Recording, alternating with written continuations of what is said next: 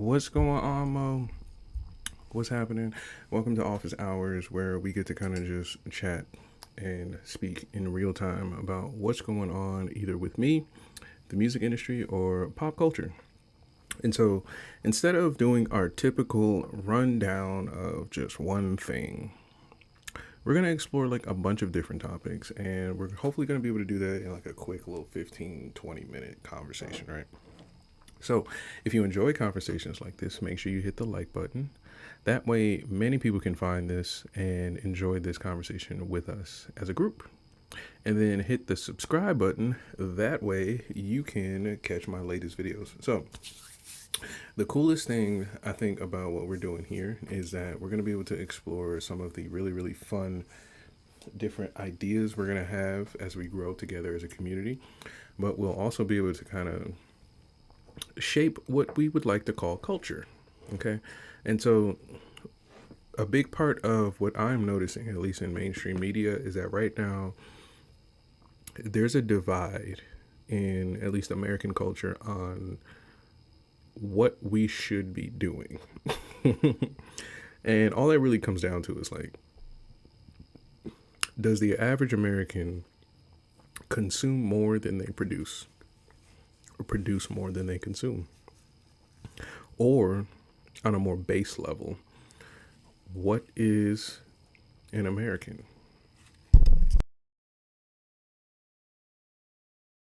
And so for a lot of people, we assume it's ourselves, right? We assume it's just, me. Whoever you are watching this, you're probably like, oh, it's me. I am an American, right? But there are certain things that, we agree with or disagree with that kind of make up generally what our culture is going to be. And so as we grow as a community and as a culture, at least here on this channel, I kind of want to be able to identify these things and identify these things amongst each other. Now, the reason this is going to be important is because here we focus on artists and musicians. And the key thing we do here when it comes to artists and musicians is reflect. Okay, we don't try to shape the world and tell you what it is, right? At least for me personally, I believe that's up to parents. I think parents should kind of shape the world for their children and they grow into the adults we need. But as far as artists and musicians, I don't think it's our role to do that. So we're just going to have a quick conversation about like, what is a citizen? What is our role? And like, what are some of the things that, I personally feel about these different topics. So for me, when I think of like the sentiments of what most people feel about America, I kind of understand it. I get where it's coming from. So usually when people talk about like greed and this kind of like culture we have of consumerism here, I completely understand it because there is an entitlement we kind of have amongst us. At least from what I've noticed around meeting and dealing with different cultures and things like that, there's a big sense of entitlement that comes with consumerism, and it bleeds beyond like wanting a quality product. It goes into like wanting a high quality service. And so part of that, you have to figure out, well, who's going to provide said service and product? And this is where consumerism kind of like runs into a dead end for me, in my opinion. So as an artist, I understood this kind of easily. Like the music I like dictates which musicians I like make money, based on my support. So if I buy albums, they make money. If I go to shows, they make money. If I buy merchandise, they make money. So using that logic, wanting to become a musician meant having to utilize the same system on the other end, which would mean getting people to buy my albums, getting people to, attend my shows, getting people to purchase merchandise. And it began to kind of reshape what I thought about business and what I thought about musicianship and the music business. But it also reshaped my relationship with my fans and how I understood who it is I'm communicating with when it comes to my music. So one of the things we can address here is like, who are you communicating with when it comes to your music and your art and things like that? So for example, I have a big issue when it comes to people who create just for the sake of creation, because unfettered creation is almost irresponsible. Like it's like you don't expect anybody to deal with what you're choosing to place into the world, right? And so with that kind of irresponsibility, in terms of culture, I would prefer many artists to be aware of, be wise of this. Don't necessarily look at this as I need to create because I am a creator, but put a bit of a purpose behind your creation, a bit of intention, right? And it's scary for a lot of artists because what then will happen is they'll be placed into a box. And the fear of being in some like box comes from, truly and honestly, in my opinion, the fear of being placed in a box as artists comes from your lack of skills. It means that you don't believe in your skills to transcend whatever you believe this box is, okay? And sometimes it can be real because of the limitations in your skills, and other times this box can be real because of the game you're playing, like the just simple rules you're in. And that's kind of what I mean about like when you become an artist and you want to make money as an artist, and you want to be successful as an artist, there's going to be certain games that you have to play that, don't really dictate whether or not you win, but give you the opportunity to win.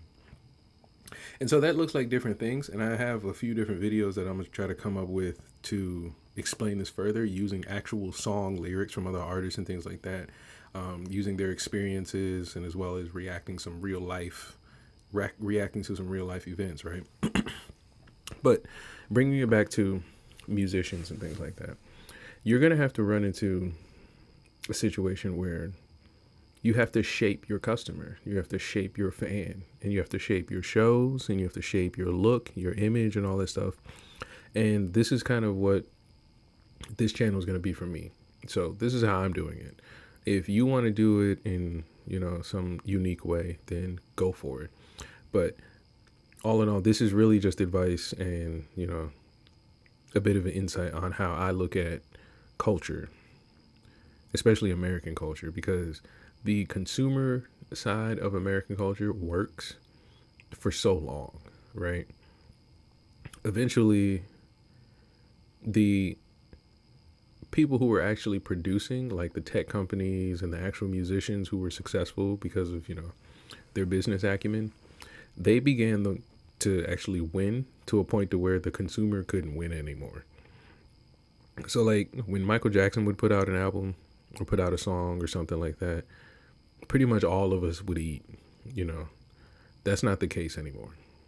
Now there's so much options for music, musicians, and like opportunities that the money is out there. It's just a matter of who they're going to spend it with, which is where consumerism ends. Because you're not making money because you are, a big fan. Your lifestyle doesn't make you money because you are participating. Now your lifestyle is just it's just a lifestyle. It's nothing. So that's why if you're going to be a fan of like a DMX, a Nas, or a Michael Jackson, during those times, there was a whole community / economy that came with like those genres of music, those lifestyles, sometimes even those cities and those shows, right? Today, if you're not investing in your favorite artist, then you're probably just going to get at a base level just music or videos or Instagram photos and posts. So what that would look like is you actually attending shows, you actually, clicking like and like having conversations with the artist in real time. But that's not consumerism. That's like truly investing and capitalism.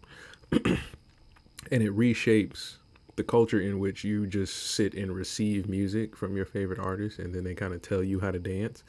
Now there's actually an ebb and flow to the power between like the fan and the musician.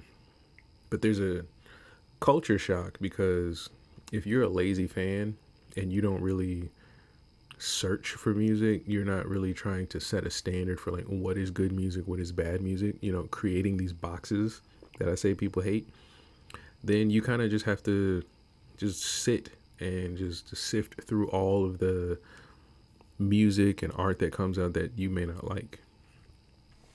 So there's a bit of a war between you actually getting something you're willing to pay for and you actually having some kind of investment in getting something you want to pay for, like putting money into an artist you enjoy and then that artist using that capital to make better music and better videos, things like that. That helps you. But if you're of the mindset of they're not going to put out good music because they're just not going to put out good music, then that may be true, but it's only because of everybody's effort in the culture of what we call the music business. So now for me going forward, I've kind of reshaped my mindset on what music means. So like now I'm capable of making music anywhere, anyhow, with anyone. The issue that we're going to have to develop when it comes to a culture is who to do music with, when to put music out, how to package music. Because right now I'm seeing many artists that are like in their prime right now, really grinding out a lot of music. But because of the nature of the business model we're all running, which is streaming, we don't necessarily know what to do with the real estate. We don't know how to value the real estate. And when it comes to the real estate of trying to develop a brand or something like that, it's kind of bigger than the music.